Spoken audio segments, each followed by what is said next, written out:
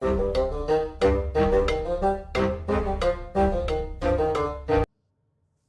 and welcome to the Critically Clueless. I'm the Monk, and in today's video I'm going to be going over tips and tricks did you knows about Tainted Grail Conquest. Hopefully within this video you guys will learn something, you'll find something useful. It's going to be probably more for people just starting out this game, people that actually haven't been in this game for very long, maybe even trying it out for the very first time. Hopefully, I'm going to be able to give you some helpful tips to help you within your playthrough, and you'll find it a little bit easier because you'll be knowing what to kind of look out for.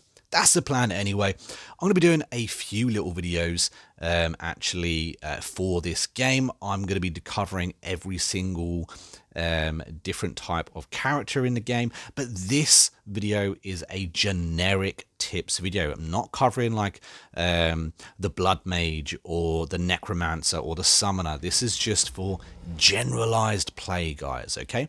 And this game is a little bit hard to do a basic tips and tricks kind of video on. I do it for most of the games that I cover, but this game's a little bit different because it's so RNG.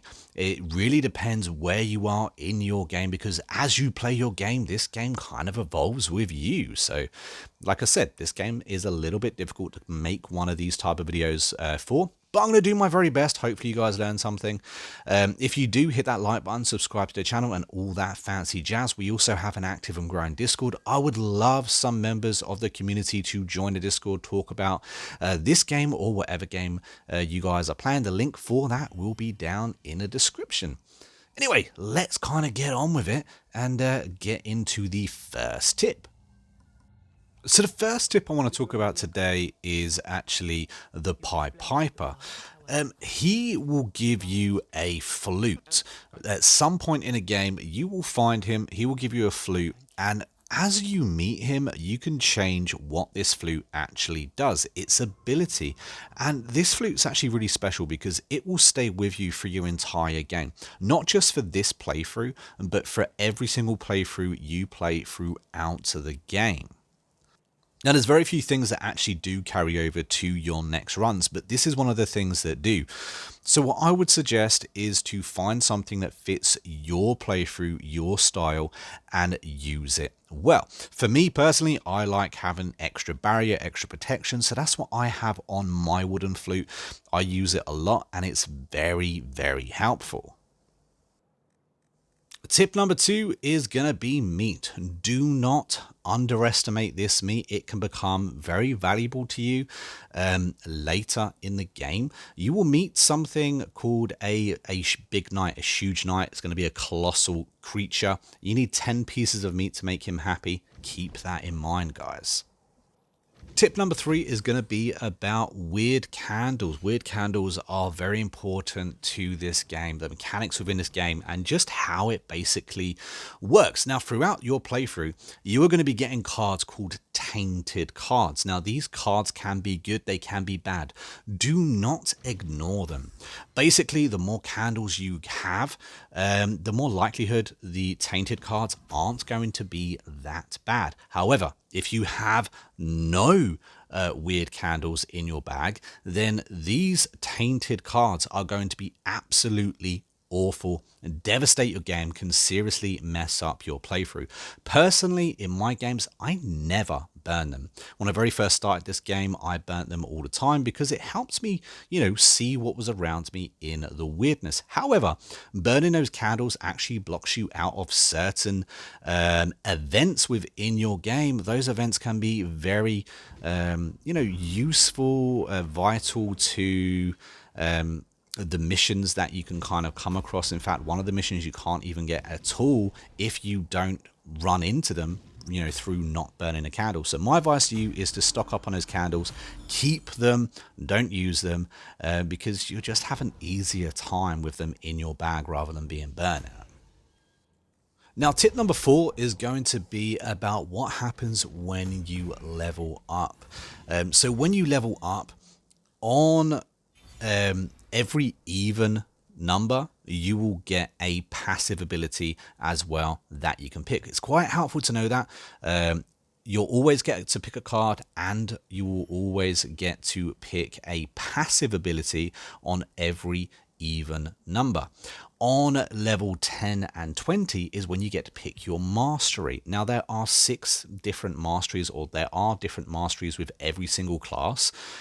So you're not always going to get to pick every single mastery. However, once you do enough playthroughs within your game, you will find out what all the masteries are for each class that you pick. And tip number 5 is going to be very simple. Don't be afraid to skip a card. If you get given 3 different options of cards for you to pick and you cannot afford to reroll or haven't unlocked that ability yet, just don't pick a card. Don't be afraid to not just put junk in your deck. Be fussy and picky, because building your deck is very important in this game, and so you want to be able to draw cards that actually are useful to your playstyle. And on top of that, at the beginning of the game, you can go to the Lost Soul, the Cauldron, and when I very first started playing this game, what I done is I picked an extra healing elixir. My advice for you is to pick the quest card on the very first chance you get to. It only costs 50 silver, and the quest cards can be very, very good. Normally it gives you something to do, like chuck away X amount of cards for it to upgrade into a neutral card. Those neutral cards can be absolute game changers. Admittedly, not every card is a good card. There are some bad ones, but have a look to see what's being offered to you, because like I said, those quest cards can be extremely useful to your playthrough. And tip number 6 is, as I mentioned health before, is healing abilities, healing items in this game are rare. Especially when you start out, it's very hard to come by. The healing elixirs, they really don't give you much health. You don't ever really get much health, and a lot of the classes that you pick end up cannibalizing your health to even play moves. So be very careful when you decide to use something that either takes away your health or even gives you health, because just remember, you may not get one of those for the entirety of your playthrough. So be very careful about when and where you choose to use them. I hope these 6 small tips actually help you in your playthrough. Like I said, this game is a little bit difficult to give tips and tricks for when it comes to, giving you general tips and tricks. These are things that I wish I knew when I very first started out. Hopefully it helps one of you guys. If you learned anything, let me know down in the comments. If you have a tip that I haven't already given, again, pop that down in the comments. I've tried to give tips and tricks that don't spoil the story. There's a lot of things that I could say to help you in your playthrough, but if I do, I'm gonna give away a massive chunk of the story. Maybe I will do a kind of behind the scenes kind of video a little bit later, telling you tips and tricks to help you kind of within your playthrough, but there will be massive spoiler warnings for that video if I choose to do it. Let me know down in the comments if that's a video that you want to see, and we'll maybe see if we can do something about that. But like I said, if you've enjoyed this video, hit that like button, subscribe to the channel, and don't forget to join the Discord. The link will be down in the description. Until next time, guys, I've been a Monk, we've been Critically Clueless, and I'll see you in the next video real soon. Until then, happy gaming.